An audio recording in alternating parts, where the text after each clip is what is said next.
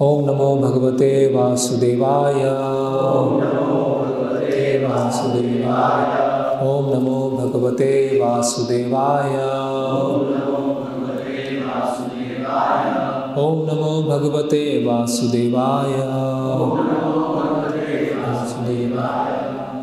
श्रीमद् भागवतम स्कंद 9 अध्याय 4 दुर्वासा मुनि द्वारा अम्बरीश महाराज का अपमान।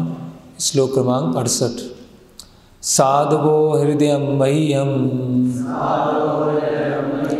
साधूनां हृदय तुहं मदन्यते न जानन्ति नाहं तेभ्यो मनागपि। साधवो हृदय मह्यम साधूनां हृदय तुहं मदन्यते न जानन्ति नाहं तेभ्यो मनागपि। साधवो हृदय मह्यम साधूनां हृदय तुहं मदन्यते न जानन्ति नाहं तेभ्यो मनागपि। शब्दार्थ। साधवः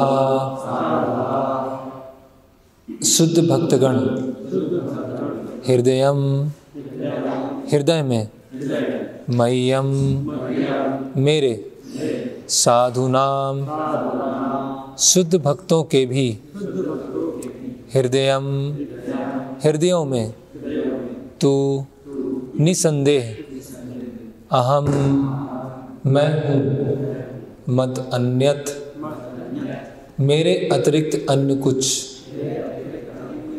ते वे ना नहीं, जानन्ति जानते हैं, ना नहीं, अहम मैं, तेभ्यः उनकी अपेक्षा, मानक अपि एक अंश भी।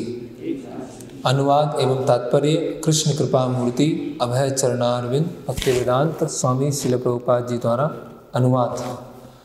शुद्ध भक्त सदैव मेरे हृदय में रहता है और मैं शुद्ध भक्त के हृदय में रहता हूँ। मेरे भक्त मेरे सिवाय और कुछ नहीं जानते और मैं उनके अतिरिक्त और किसी को नहीं जानता। तात्पर्य।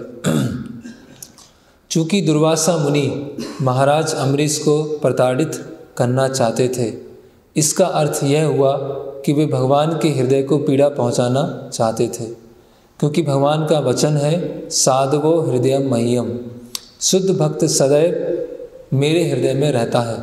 भगवान की भावनाएं उस पिता के समान होती हैं जो अपने बच्चे को पीड़ा में देखकर पीड़ा का अनुभव करता है। अतएव भक्त के चरण कमलों पर किए गए अपराध गंभीर होते हैं। श्री चैतन्य महाप्रभु जोरदार शब्दों में संस्तुति की है कि किसी को भक्त के चरण कमलों पर अपराध नहीं करना चाहिए। ऐसे अपराधों की तुलना उस मतवाले हाथी से की जा सकती है जो बगीचे में घुसकर उत्पात मचा देता है। अतएव शुद्ध भक्त के चरण कमलों पर अपराध न हो, इसके लिए अत्यधिक सतर्क रहना चाहिए। वस्तुतः महाराज अम्बरीश का तनिक भी दोष न था। दुर्वासा मुनि उन्हें व्यर्थ ही प्रताड़ित करना चाहते थे। महाराज अम्बरीश ने भगवान को प्रसन्न करने के लिए भक्ति का अंग स्वरूप एकादशी पारण पूरा करना चाहा। अतएव उन्होंने थोड़ा सा जल पी लिया। यद्यपि दुर्वासा मुनि महान योगी ब्राह्मण थे, किंतु वे यह नहीं जानते थे कि ये सब क्या है।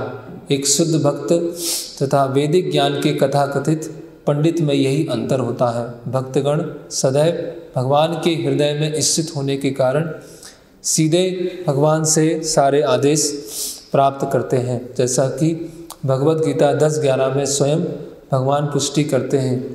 तेषामेवानुकंपार्थम अहम अज्ञानजं तमः नाशयस्य आत्मभावो भावस्थो ज्ञान दीपेन भास्वतः। मैं उनके हृदयों में वास करते हुए उन पर दया करने के कारण अज्ञानजन्य अंधकार को ज्ञान के दीपक से नष्ट करता हूँ।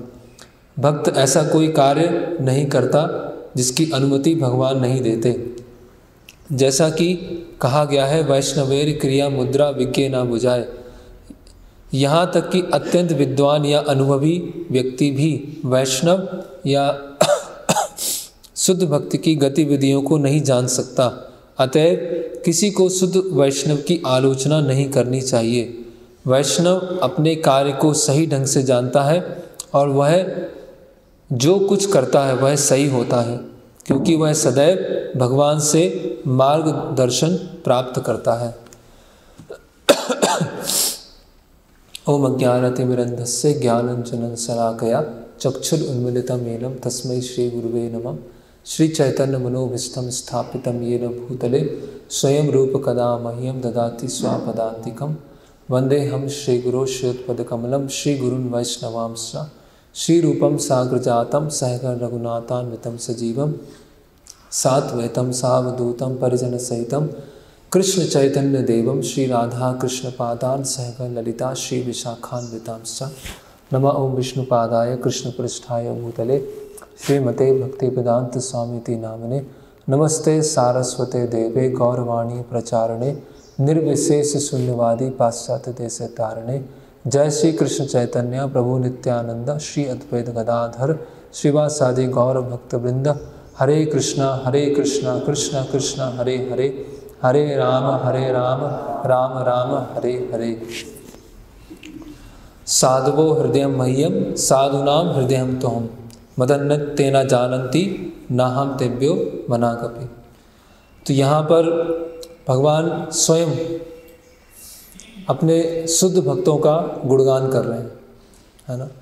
भगवान बता रहे हैं कि उनके जो भक्त हैं उनके लिए कितने अधिक महत्वपूर्ण है ना, कि मैं साधुओं के हृदय में रहता हूँ और जो भक्त हैं साधु हैं वो मेरे हृदय में रहते हैं।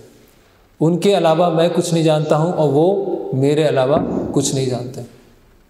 इसी तरह से तीसरे स्कंद में भगवान चतुष्कुमार के सामने अपने शुद्ध भक्तों का गुणगान कर रहे हैं कि मेरे अंदर जितने भी गुण हैं, है ना, जो भी अलग अलग गुण आप देख रहे हैं वो सब गुण क्यों हैं? क्योंकि मैं अपने भक्तों से आसक्त हूँ, क्योंकि मैं अपने शुद्ध भक्तों से आसक्त हूँ, इसीलिए मेरे अंदर ये सारे गुण आए। तो अगर हमें भगवान के हृदय को समझना है, अगर हमें भगवान की इच्छा को समझना है, तो भगवान के हृदय में कौन है? उनके शुद्ध भक्त। जब हम शुद्ध भक्तों को समझेंगे तो भगवान को समझ जाएंगे, है ना। तो जिस तरह से श्रील प्रभुपाद जी बताते हैं कि केवल इतना समझना पर्याप्त नहीं है कि भगवान महान है, भगवान कैसे महान है ये समझना ज़्यादा महत्वपूर्ण है। उसी तरह से श्रील प्रभुपाद महान है, श्रील प्रभुपाद जी प्योर डिवोटी है, श्रील प्रभुपाद जी भगवत धाम से आए हैं, ये सही है, लेकिन प्रभुपाद जी कैसे शुद्ध भक्त हैं, प्रभुपाद जी कैसे महान हैं। तो जिस तरह से हम जब भगवान के निर्देशों को पढ़ते हैं, भगवान की जो लीलाएं हैं उसको सुनते हैं, उससे हमको पता चलता है कि भगवान कैसे महान है, गॉड इज़ ग्रेट। तो उसी तरह से जब हम श्रील प्रभुपाद जी के निर्देशों को सुनते हैं और श्रील प्रभुपाद जी ने जो किया है, किस तरह से प्रचार किया है, जब उसको हम जानते हैं तो फिर हम वास्तव में समझ पाते हैं भगवान जो शुद्ध भक्त हैं वो कैसे महान है, श्रील प्रभुपाद कैसे महान है। जिस तरह से भगवान कृष्ण को समझने में जो बद्ध जीव है वो गलती कर जाता है ना, उसकी बद्धता के कारण, क्योंकि उसमें 4 तरह की त्रुटियां होती हैं। तो उन 4 तरह की त्रुटियों के कारण व्यक्ति, भगवान स्पष्ट है, भगवान का निर्देश स्पष्ट है, लेकिन फिर भी उनको समझने में त्रुटि हो जाती है। उसी तरह से शुद्ध भक्तों को समझना भी इतना आसान नहीं है, उनको समझने में भी हम त्रुटि कर सकते हैं। और शुद्ध भक्तों को समझना, श्रील प्रभुपाद जी को समझना आवश्यक क्यों है? क्योंकि अंततः हम कृष्ण भावनामृत होना चाहते हैं, भगवान कृष्ण को प्रसन्न करना चाहते हैं। भगवान की इच्छाओं को जानना चाहते हैं, भगवान के हृदय को जानना चाहते हैं। तो भगवान के हृदय में तो श्रील प्रभुपाद जी विराजमान है, प्रभुपाद जी वहाँ पर बैठे हुए। तो प्रभुपाद जी को जानने से हम भगवान के हृदय को जान जाएंगे और भगवान को पूर्ण रूपेण संतुष्ट हम कर पाएंगे, है ना। तो श्रील प्रभुपाद जी का आज तिरोभाव दिवस है ना। तो जैसा वैष्णव है, ये महान भक्त हैं, उनका आविर्भाव और तिरोभाव दिवस होता है। जिस तरह से सूर्य है, सूर्य का उदय होता है और सूर्य का अस्त होता है ना। सूर्य का जन्म या मृत्यु नहीं होती, उसी तरह से सूर्य अपनी इच्छा से, और सूर्य जो गतिशील है वो अंततः भगवान की इच्छा से वो गतिशील है, उसका उदय होता है और उसका अस्त होता है। तो उसी तरह से जो शुद्ध भक्त होते हैं भगवान की इच्छा से इस संसार में आते हैं और भगवान की इच्छा से इस संसार से जाते हैं, है ना। भगवान इस संसार में आने से पहले भी भगवान की सेवा में लगे होते हैं और इस संसार से जाने के पश्चात भी भगवान की सेवा में लगे रहते हैं। उनका जो पूरा जो नित्य जीवन है, उस नित्य जीवन का कुछ भाग हमारी आंखों के सामने प्रकट होता है, इसीलिए उसको बोलते हैं प्रकट लीला, है ना। कि ये प्रभुपाद जी की क्या है, प्रकट लीला। ये चैतन्य महाप्रभु की क्या है, प्रकट लीला। तो हम कुछ भाग जो शुद्ध भक्तों का जो इस संसार में प्रकट हुए हैं वो हम देख पाते हैं। तो शुद्ध भक्त जो महात्मा नाम सुमाम पार्थम दैवी प्रकृतिम आश्रितम, है ना। भगवान की जो दैवी प्रकृति है, अंतरंगा शक्ति है, उसके अंतर्गत रह के वो सारे कार्य करते हैं। तो इसीलिए उनके हर सारे कार्य जो होते हैं वो आध्यात्मिक होते हैं, है ना। उनका करुणा करना, है ना, उनका निर्देश देना, उनका सिखाना, है ना, उपदेश देना, वो आध्यात्मिक है। और इस संसार में देखते हैं कुछ ऐसी चीज़ें जो जब हम उस चीज़ को देखते हैं कि एक साधारण व्यक्ति के लिए वो ठीक नहीं है, जैसे क्रोध करना, है ना, या निराश होना, या परेशान होना, है ना, या बहुत ज़्यादा चिंतित होना। तो ये लगता है कि ये जो ट्रेट्स हैं, ये जो लक्षण है, वो एक बद्ध जीव के लिए है कि वो निराश होता है या क्रोध करता है या बहुत ज़्यादा एंजाइटी में आता है, बहुत ज़्यादा चिंता करता है ना। लेकिन जो प्योर डिवोटीज होते हैं उनके लिए सब कुछ आध्यात्मिक है। उनका जो क्रोध करना है वो भी आध्यात्मिक है, उनका जो चिंतित होना है, चिंता लेना है, वो भी आध्यात्मिक है ना। तो जो एक अभक्त है उसके लिए अगर करुणा है, अगर वो अभक्त करुणा भी कर रहा है ना, अभक्त अगर कुछ निर्देश भी दे रहा है तो वो भी क्या है, वो भी गलत हो जाएगा। लेकिन जो शुद्ध भक्त है अगर क्रोध भी कर रहा है ना, अगर शुद्ध भक्त के अंदर ऐसे कुछ ऐसे लक्षण आ रहे हैं जो सांसारिक दृष्टिकोण से सही नहीं दिखते हैं, लेकिन वो पूरी तरह से आध्यात्मिक है। जैसे भगवान का करुणा करना और भगवान का ताड़न करना वो बराबर है। उसी तरह से प्योर डिवोटीज जो भी कार्य करते हैं भगवान की अंतरंगा शक्ति के अंतर्गत रहकर करते हैं। तो किस तरह से हम श्रील प्रभुपाद जी को फॉलो कर सकते हैं, है ना। कई लोग ऐसा पूछते हैं कि भक्ति में आने से पहले आपका जीवन कैसा था, भक्ति में पहले आने से पहले आप क्या करते थे, है ना। तो भक्ति में आने से पहले हमने बहुत सारे अलग अलग कार्य किए हैं, है ना। इस पूरे ब्रह्मांड में करोड़ों अरबों बहुत सारे जीव हैं, बहुत सारे बद्ध जीव हैं और कई कई जन्मों से बहुत सारा कार्य करते आए हैं। तो भक्ति में आने से हमने जो पहले जो भी किया है वो सब क्या है, डार्क है, वो सब क्या है, अंधेरा है। उसका कोई प्रयोजन नहीं है, उसका कोई मीनिंग नहीं है। अल्टीमेटली हम क्या थे, माया के हाथ में नाचने वाले एक कुत्ते थे, है ना। माया हमको अपने प्रकृति के 3 गुणों के द्वारा नचा रही थी, है ना।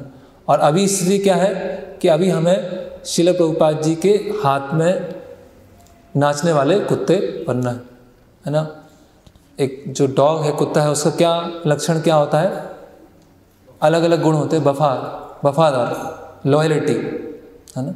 और जैसा मालिक बोलता है वैसा वो करना चालू करता है ना।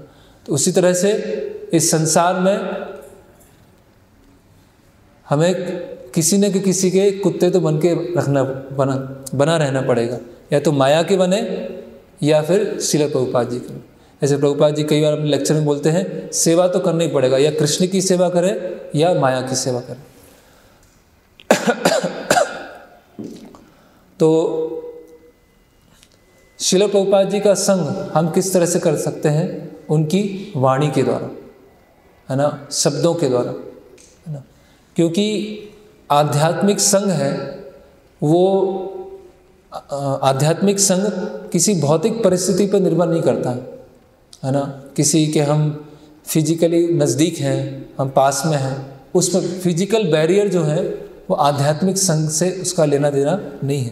प्रभुपाद जी अपने एक लेटर में लिखते हैं कि जो मैंने अपनी पुस्तकों में निर्देश दिए हैं वो मेरे व्यक्तिगत निर्देश हैं, है ना। अगर ऐसा प्रभुपाद जी के शिष्य अपनी एक मेमोरीज में बताते हैं कि प्रभुपाद जी कभी किसी पत्र का उत्तर देते थे तो वो जो शिष्य हैं उस पत्र को बहुत संभाल के रखते थे, बहुत एकदम सुरक्षित, कि जो पत्र है इधर उधर चला ना जाए, क्योंकि प्रभुपाद जी ने व्यक्तिगत रूप से मुझे लिखा है। तो एकदम उसको लैमिनेट करा के, उसको फ्रेम करा के कि प्रभुपाद जी का व्यक्तिगत निर्देश है मेरे लिए। और प्रभुपाद जी क्या बोल रहे हैं? The instruction given in my books is suppose to be personal instructions, है ना, कि जो मेरी पुस्तकों में जो मेरे निर्देश हैं वो क्या है? मेरे व्यक्तिगत निर्देश है। तो हर किसी के पास जो श्रील प्रभुपाद जी के शिष्य हैं या प्रभुपाद जी के शिष्य के शिष्य हैं, हर किसी के पास ये अवसर है प्रभुपाद जी के व्यक्तिगत निर्देशों को लेना, है ना। और प्रभुपाद वहाँ लिखते हैं कि जिस तरह से हम भगवद गीता यथारूप पढ़ते हैं तो ये हमें समझना चाहिए कि कृष्ण के द्वारा हम डायरेक्ट प्रत्यक्ष रूप से निर्देश ले रहे हैं, है ना।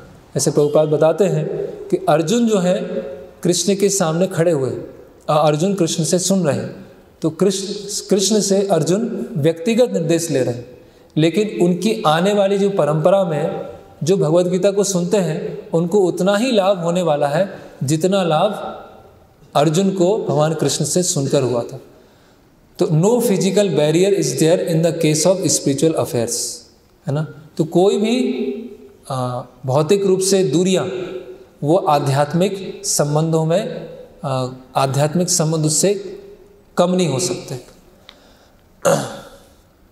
तो हम सब देख सकते हैं कि सभी के जीवन में जो बदलाव आया है, क्रांति आई है ना। सही तरीके से जो क्रांति आई है वो कैसे आई है? प्रभुपाद जी की बुक्स के द्वारा आई, है ना। प्रभुपाद जी की हम पुस्तक पढ़ते हैं और ऐसा प्रतीत होता है कि ये तो चीज़ हम बहुत बहुत जन्मों से, है ना, कई वर्षों से, एटलीस्ट कई वर्षों से हम ढूंढ रहे थे और ये प्रभुपाद जी की पुस्तकों में हमें मिल गया है। तो ये प्रभुपाद जी की जो पुस्तकें हैं केवल एक साधारण पेपर या पेपर के ऊपर स्याही, है ना, वो नहीं है। वो पुस्तकें क्या है?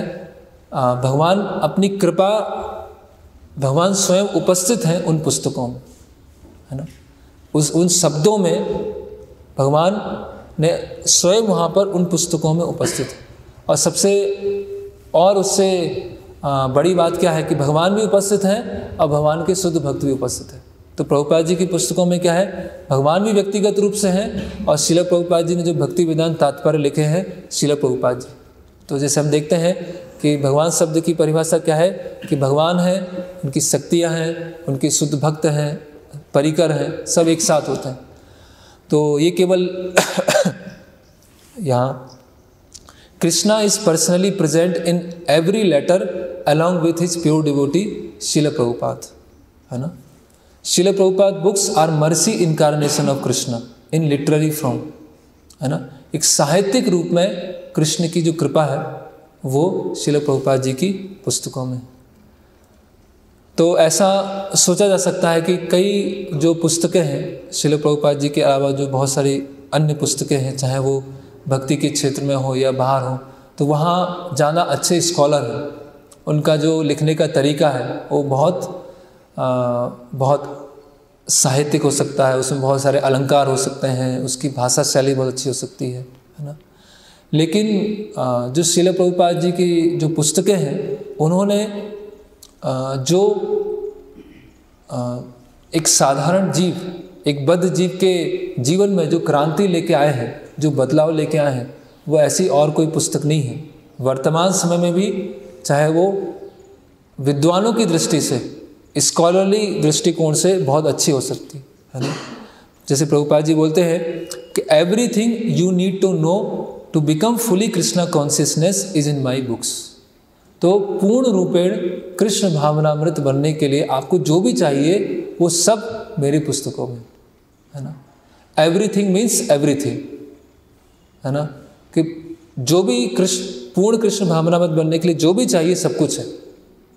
सब कुछ है मतलब जीरो से लेके सबसे ऊपर तक, बेसिक से लेके हाईएस्ट तक, बहुत इनिशियल स्टेज से लेकर सबसे अंतिम तक, सब कुछ प्रभुपाद जी की बुक्स में है। और यहाँ पर एक उदाहरण बताया गया है बॉटमलेस वेल्स, कि कुछ ऐसे कुएं होते हैं जिनके क्या होती है, वो तलहटी नहीं होती, है ना। तो जो बिगनर्स हैं वो भी प्रभुपाद जी की पुस्तक पढ़ के वो उस समझ सकते हैं, उसको रिलेट कर सकते हैं। जिनको भक्ति में थोड़ा समय हो गया है वो जब पढ़ते हैं तो उनको और गहराई जाती है।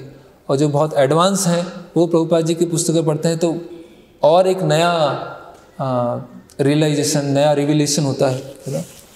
तो इस तरह से प्रभुपाद जी की बुक्स हैं। और प्रभुपाद जी की बुक्स की हर लाइन में, हर शब्द में क्या है, एक अर्जेंसी है ना। एक प्रभुपाद जी की अर्जेंसी, क्या अर्जेंसी है।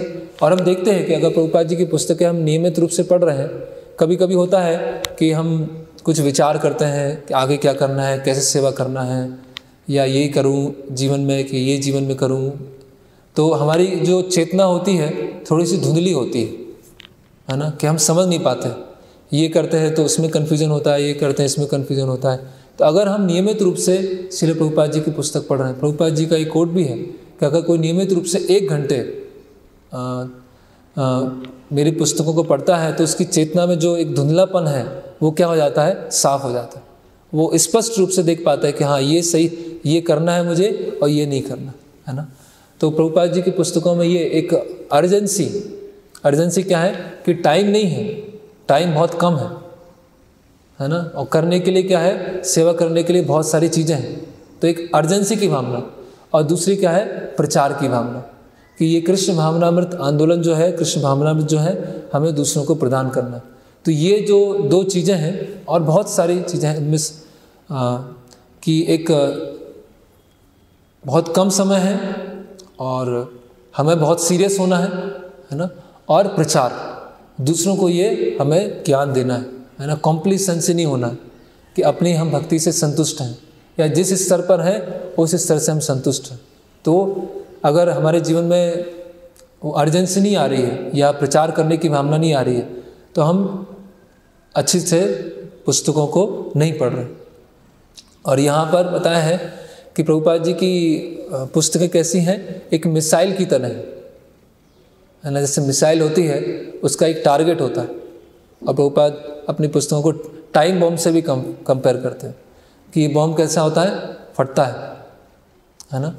कि हम पुस्तकें देते हैं और जिसको पुस्तक दिया हो सकता है वो नहीं पढ़े, उसका कोई रिलेटिव पढ़े, उसका कोई दोस्त पढ़े और वो भक्त बन जाता है। और ये कैसी है, मिसाइल की तरह इस संसार के हर कोने में, हर जगह पर पहुंचकर जो हमारे हृदय पर जो अज्ञानता का आवरण जमा हुआ है उसको भेदते हुए, उसको पूरा फाड़ते हुए वो केवल कहाँ तक जाती है, आत्मा तक जाती है ना। और फिर यहाँ महाराज लिख रहे हैं कि और फिर उस दिन रियलाइज होता है कि ओ कितने जन्मों से जो वास्तविक सुख है या जो आनंद को मैं ढूंढने का प्रयास कर रहा हूँ वो आज मुझे मिल पाए, जब हम प्रभुपाद जी की पुस्तकों के संपर्क में आते हैं और पढ़ना प्रारंभ करते हैं। फिर हम देखते हैं और श्रील प्रभुपाद जी का हम संग कैसे कर सकते हैं। एक तो प्रभुपाद जी की वाणी के द्वारा, और दूसरा संग कैसे कर सकते हैं, प्रभुपाद जी की सेवा करके, उनकी मिशन की सेवा करके, है ना। जिस तरह से भगवान कृष्ण सर्वव्यापी है है ना। उसी तरह से हम देखेंगे कि जो भी श्रील प्रभुपाद जी जो आंदोलन स्थापित किया है उसका हर अंग, है ना, उसकी हर वस्तु प्रभुपाद जी से कनेक्टेड है। जैसे कृष्ण सर्वव्यापी है, कृष्ण हर जगह व्याप्त है, उसी तरह से श्रील प्रभुपाद जी अपने इस आंदोलन में हर जगह व्याप्त है। तो हर एलिमेंट, हर वस्तु कहीं ना कहीं श्रील प्रभुपाद जी की इच्छा को व्यक्त कर रही है ना। अभी वो प्रभुपाद जी की इच्छा के अनुसार होना चाहिए। अभी ऐसा नहीं कि हम कुछ भी करेंगे और उसको कहेंगे कि प्रभुपाद जी की इच्छा के अनुसार। जो प्रभुपाद जी की इच्छा के अनुसार जो भी वस्तु हो रही है वो हमें प्रभुपाद जी का स्मरण दिलाएगी, है ना। तो प्रभुपाद जी का स्मरण करना केवल एक कि जब अपीयरेंस डे है या डिसअपीयरेंस डे है ना, ऐसा कोई फेस्टिवल है तो हमने स्मरण किया जय प्रभुपाद जय प्रभुपाद, है ना। ये हर दिन, है ना, पूरे साल, हर महीने, हर दिन, है ना। और उच्च अवस्था में तो हर क्षण कि हर चीज़ कैसे हम श्रील प्रभुपाद जी के अनुसार कर रहे हैं, है ना। जैसे भगवान भगवद गीता में बोलते हैं मन मना भव मद भक्तो मद्याजी माम नमस्कुरु, हमेशा मेरा स्मरण करो, है ना। तो श्रील प्रभुपाद जी के बिना हम कृष्ण का स्मरण कैसे कर सकते हैं, या श्रील प्रभुपाद जी को छोड़कर कृष्ण का स्मरण कैसे किया जा सकता है ना। तो ऐसे परम पूज्य भक्ति विकास महाराज लिखते हैं कि मैं उन कृष्ण का स्मरण करता हूँ या मैं उन कृष्ण की सेवा करना चाहता हूँ जिनको श्रील प्रभुपाद जी ने हमें प्रदान किया। जिन कृष्ण को श्रील प्रभुपाद जी ने हमें दिया है उनकी मैं सेवा करना चाहता हूँ, है ना।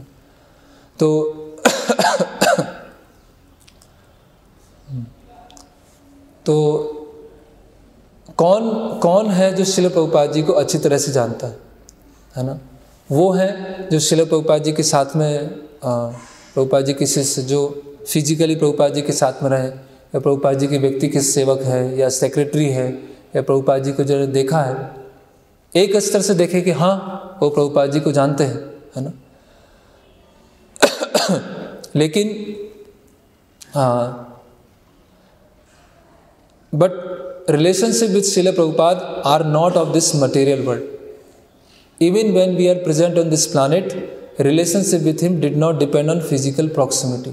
तो प्रभुपाद जी के साथ जो संबंध है वो भौतिक अंतरंगता, फिजिकल प्रॉक्सिमिटी पर निर्भर नहीं करता, है ना।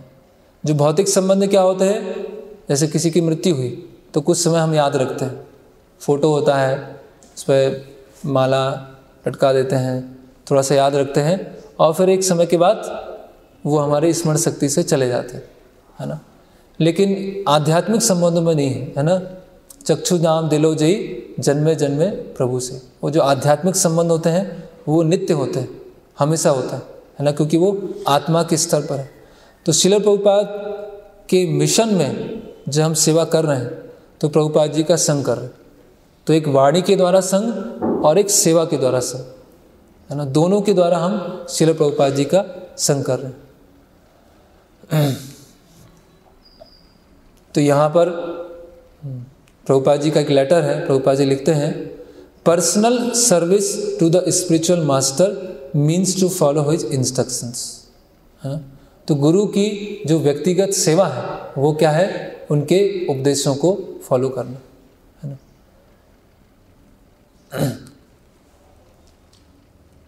और हम स्वयं देखते हैं कि श्रील प्रभुपाद जी भी अपने गुरु महाराज से पूरे जीवन में, प्रकट लीला में बहुत कम बार मिले, है ना, कुछ बार ही मिले और कुछ समय पर्सनल चर्चा हुआ। और हम देखते हैं कि श्रील प्रभुपाद जी ने अपने गुरु महाराज की इच्छा को पूरा करने के लिए, है ना, कितने बड़ी कठिनाइयाँ ली, कितनी रिस्क ली। तो हम देख सकते हैं कि वो हमेशा श्रील प्रभुपाद जी अपने गुरु महाराज के साथ में, है ना। तो यहाँ पर एक वृत्तांत है छोटा सा, परम पूज्य भक्ति विकास महाराज बताते हैं कि कैसे सेवा के द्वारा वो श्रील प्रभुपाद जी की उपस्थिति को अनुभव कर सकते हैं, कैसे श्रील प्रभुपाद जी के मिशन के द्वारा वो प्रभुपाद जी की उपस्थिति को अनुभव कर रहे हैं। बताते हैं कि प्रारंभ के दिनों में जब वो बांग्लादेश में प्रचार करते थे तो बांग्लादेश में प्रचार उस समय करना, उस समय जो कम्युनिकेशन सिस्टम था वो भी बहुत कम था, जो ट्रैवलिंग करना है वो भी थोड़ा मुश्किल होता था, बहुत कम भक्त थे, और ऐसे कई दिन कई महीने निकल जाते थे जिसमें भक्तों का संग नहीं होता था, है ना। भक्तों का संग नहीं है, हम मिल नहीं सकते हैं, कुछ खबर नहीं सुन सकते हैं कि अभी क्या चल रहा है, कहाँ पर क्या चल रहा है। तो एक बार ऐसी घटना है कि महाराज बताते हैं कि उनका जो हेल्थ था बहुत बहुत ख़राब था, और बहुत तेज़ फीवर था, बहुत कमज़ोरी लग रही थी, और एक बस में बैठे हुए थे। उस बस में बहुत लोग आवाज़ कर रहे थे, बहुत शोर शराबा हो रहा था, उसमें बकरियां भी थीं, उसमें मुर्गियां भी थीं, है ना, पशु भी भरे हुए थे उसमें, है ना, और सब तेज़ आवाज़ कर रहे हैं पूरा। तो महाराज को विचार आता है कि मैं तो लंदन में था, वहाँ पर रहता था, और यहाँ पर बांग्लादेश में आया हूँ, कोई एसोसिएशन नहीं, कोई संघ नहीं है, किसी से बातचीत नहीं कर सकते हैं, और ऐसी स्थिति है, तो मैं यहाँ पर क्यों हूँ, मैं यहाँ पर आया किस लिए, यहाँ अकेला यहाँ पर घूम रहा। तो थोड़े समय के लिए इस तरह से विचार आता है कि ऐसी परिस्थिति में क्यों है। फिर एकदम से स्मरण आता है कि ये मैं क्यों कर रहा हूँ, श्रील प्रभुपाद जी की सेवा के लिए कर, है ना। प्रभुपाद जी का निर्देश है कि प्रचार करना है, इसीलिए ऐसी परिस्थिति में रहकर मुझे कठिनाइयाँ लेना पड़े तो उसके लिए मैं स्वीकार करने के लिए तैयार हूँ। तो जैसे ही महाराज बता रहे, जैसे ही मैं इसका स्मरण आता है कि ये सब कठिनाइयाँ मैं किस लिए ले रहा हूँ, श्रील प्रभुपाद जी के ले रहा हूँ, तो इसीलिए जितनी भी जो एक्सटर्नल चीज़ें थी वो क्या हो गई, बहुत ही छोटी हो गई, बहुत ही इनसिग्निफिकेंट हो गई, है ना। और श्रील प्रभुपाद जी की तुलना में हम देखें कि जो हम कठिनाइयाँ ले रहे हैं, जो हम रिस्क लेते हैं, वो बहुत ही कम है, बहुत ही इनसिग्निफिकेंट है ना। यहाँ पर फिर एक इसमें प्रभुपाद जी के स्मरण में आता है कि प्रभुपाद नोस एवरीथिंग, प्रभुपाद सब कुछ जानते हैं। तो यस, क्योंकि प्रभुपाद कृष्ण को जानते हैं इसलिए सब कुछ जानते हैं, है ना। और जो श्रील प्रभुपाद जी के निर्देश हैं, प्रभुपाद जी की बुक्स हैं, ऐसा हो सकता है कि हम अपने बद्ध मन से या बद्ध इंद्रियों से या बुद्धि से वो पढ़ें या सुने तो हमको विरोधाभास दिख सकता है, यह हो सकता है कि हमको समझ में नहीं आए, लेकिन हमें किसी भी तरह का डाउट नहीं होना चाहिए। वो समझ में नहीं आ रहा है, वो हमारी मिस्टेक है, वो जो स्टेटमेंट है, वो जो वाक्य है, उसकी गलती नहीं है ना। तो ये समझ में नहीं आए, उसको हम पालन नहीं कर पाए, वो अलग बात है, लेकिन वो जो श्रील प्रभुपाद जी ने लिखा है वो एकदम परफेक्ट है। क्यों? क्योंकि वो कृष्ण की वाणी। और प्रभुपाद जी कई बार बोलते थे कि ये पुस्तकें मैंने नहीं लिखी है, ये पुस्तकें स्वयं कृष्ण ने मेरे द्वारा लिखवाई, इसलिए प्रभुपाद स्वयं अपनी पुस्तकों को सुनते थे अपने शिष्यों के द्वारा। तो प्रभुपाद जी की बुक्स में ऐसे कई स्टेटमेंट हैं जो हमें आधुनिक विचारधारा से उल्टे लग सकते हैं। ऐसे प्रभुपाद जी बोलते थे कि जो चंद्रमा है सूर्य से दूर है ना, पृथ्वी है, सूर्य है और चंद्रमा है ना, और ये स्वर्ग का एक भाग है। और प्रभुपाद जी एक जगह बताया है कि कुछ ऐसे कबूतर हैं जिनको अगर प्रशिक्षित किया जाए तो एक किसी बहुत सारा सामान या कुछ व्यक्ति को भी दूसरे अंतरिक्ष में ले जा सकते हैं वो कबूतर, ऐसे कबूतर है ना। और ऐसे ईगल्स को क्या बोलते, बाज, ऐसे बाज हैं जो एक ग्रह से दूसरे ग्रह पर जाते हैं,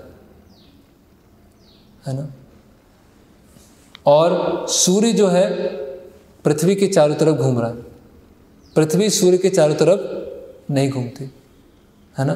और जब सूर्य घूम रहा है तो उसके चारों तरफ कुछ ऋषि हैं जिनकी साइज क्या है, अंगूठे के आकार का है, और वो उनकी प्रार्थना कर रहे हैं।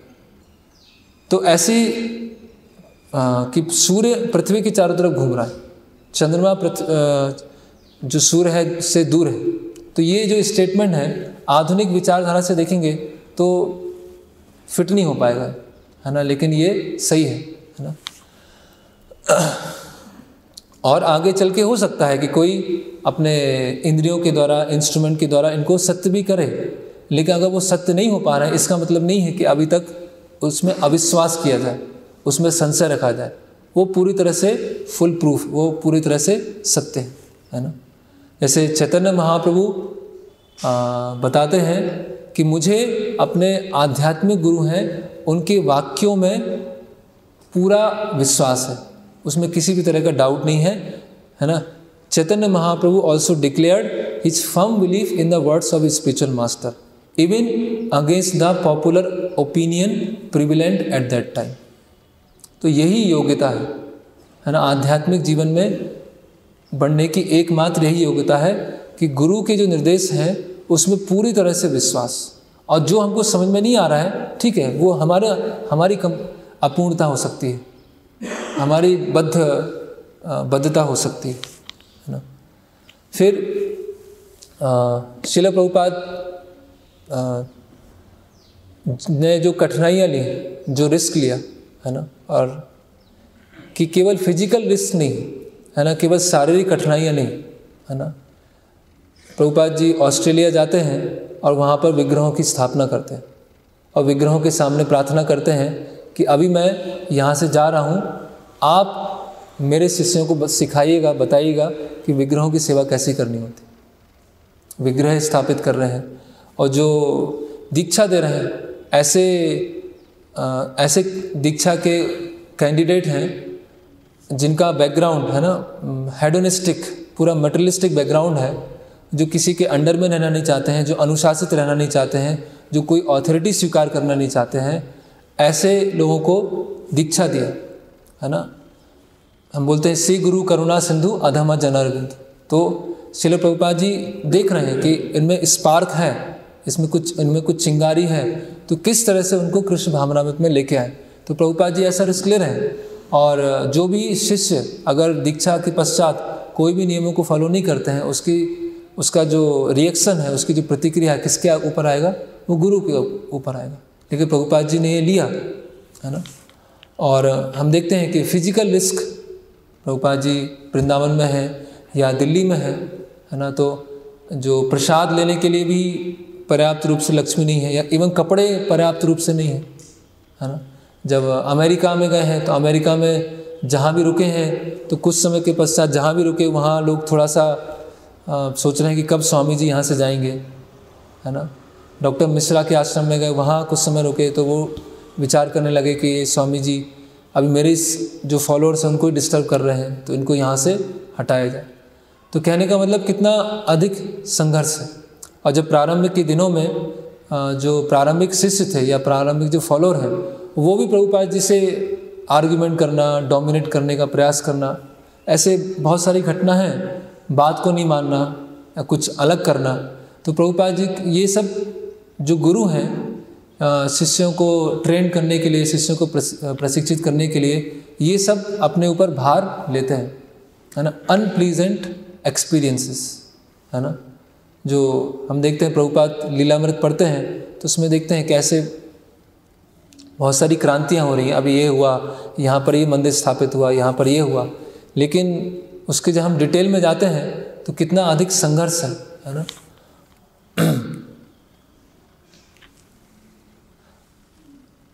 फिर श्रील प्रभुपाद जी का प्रभाव, तो श्रील प्रभुपाद जी के प्रभाव के बारे में पता है कि अंतिम समय में जब श्रील प्रभुपाद जी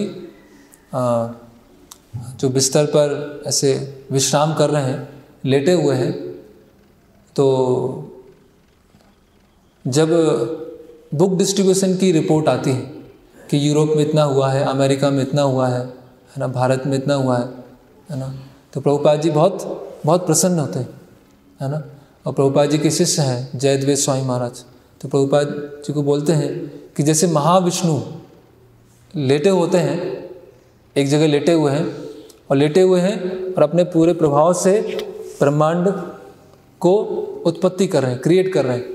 तो इसी तरह प्रभुपाद जी आप यहाँ पर विश्राम कर रहे हैं, आप लेटे हुए हैं और आपके प्रभाव से पूरे संसार में बुक डिस्ट्रीब्यूशन हो रहा है ना, कि आपकी प्रसन्नता के लिए सारे शिष्य ऐसे पुस्तक वितरण में लगे हुए है ना।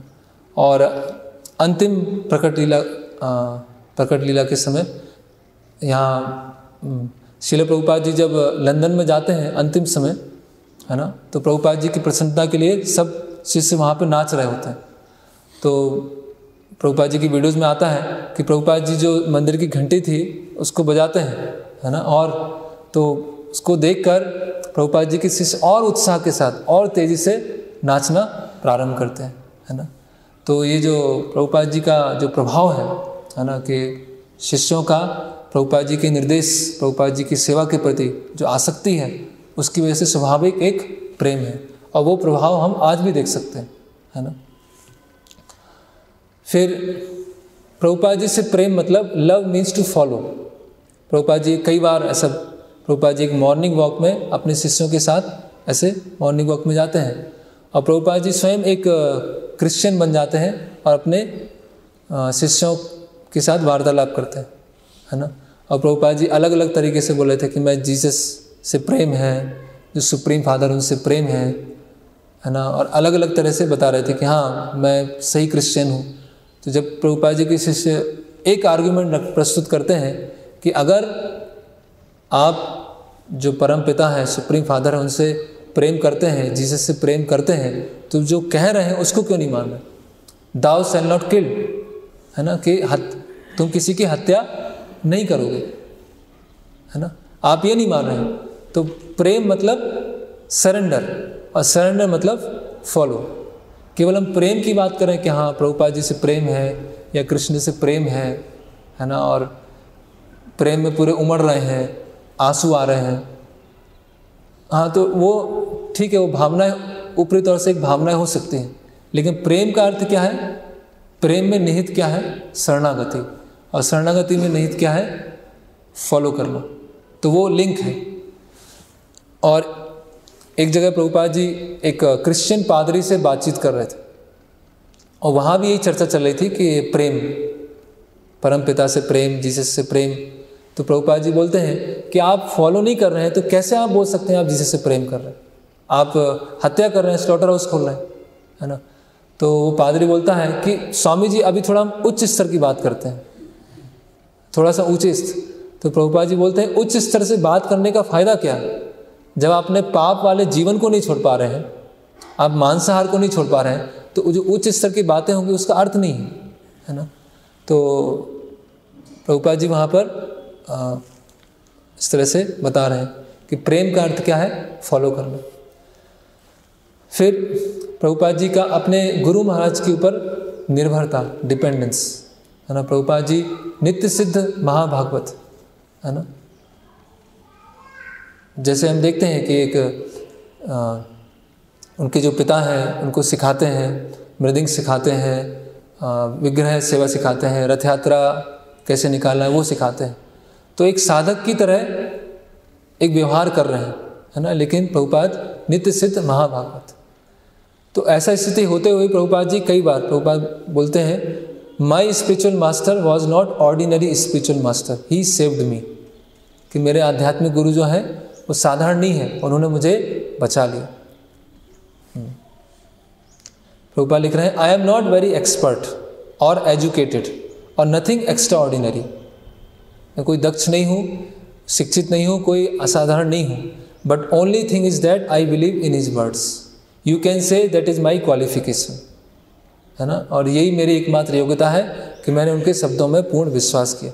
आई believe 100% in his words, so whatever success is there it is just due to my firm faith in his instructions, है ना। तो इस तरह से प्रभुपाद जी व्यक्त कर। और अंतिम में बस अंतिम टॉपिक हम डिस्कस करेंगे उच्च साक्षात्कार, है ना, हायर रियलाइजेशन।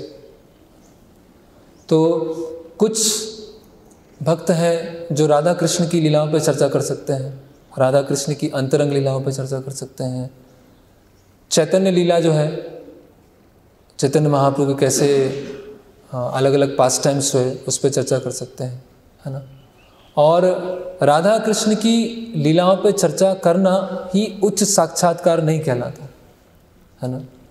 हम देखते हैं कि प्रभुपाद जी के जो प्रवचन हैं उसमें बहुत आधारभूत ज्ञान चल रहा है लगभग। और शरीर, आत्मा, शरणागति, पाप को छोड़ना है, ये प्रभुपाद जी अपने प्रवचनों में बता रहे हैं।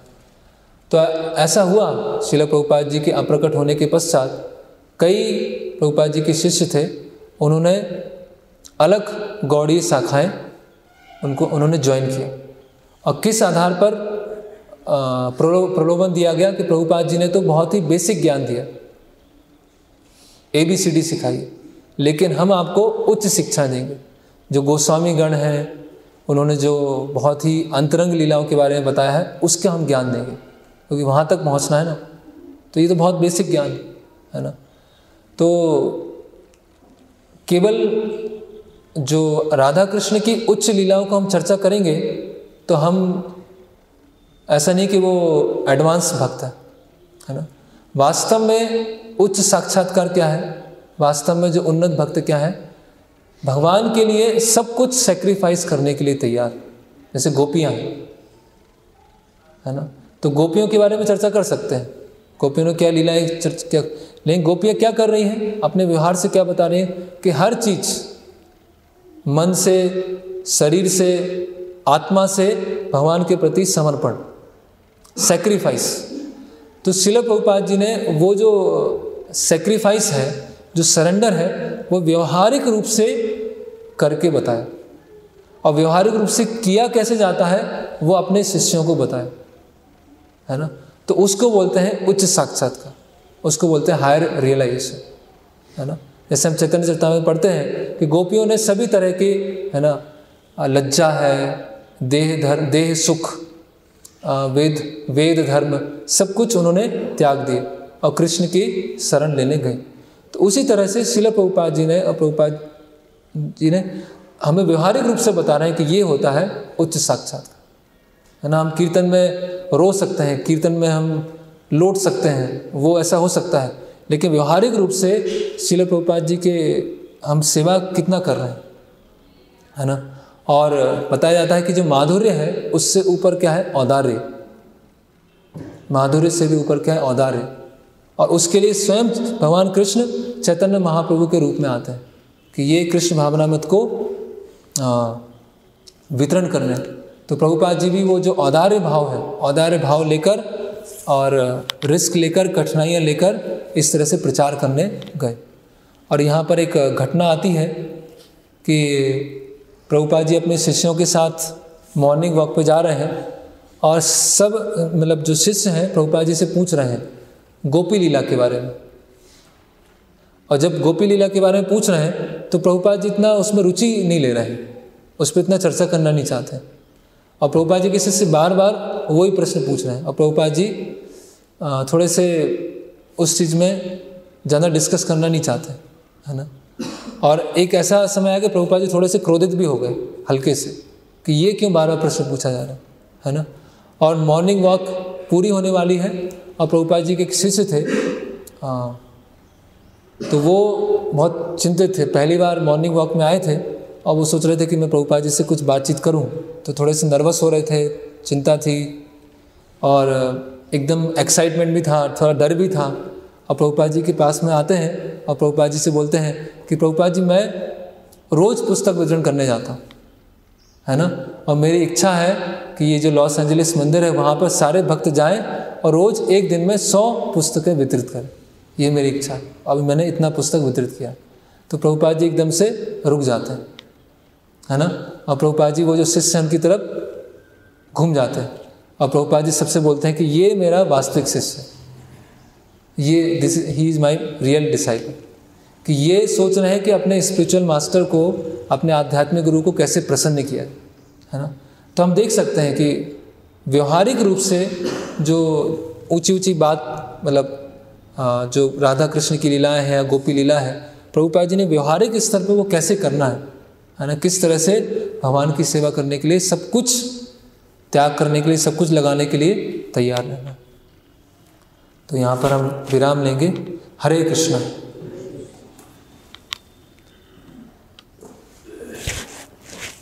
श्रील प्रभुपाद की जय, श्रीमद् भागवतम की जय।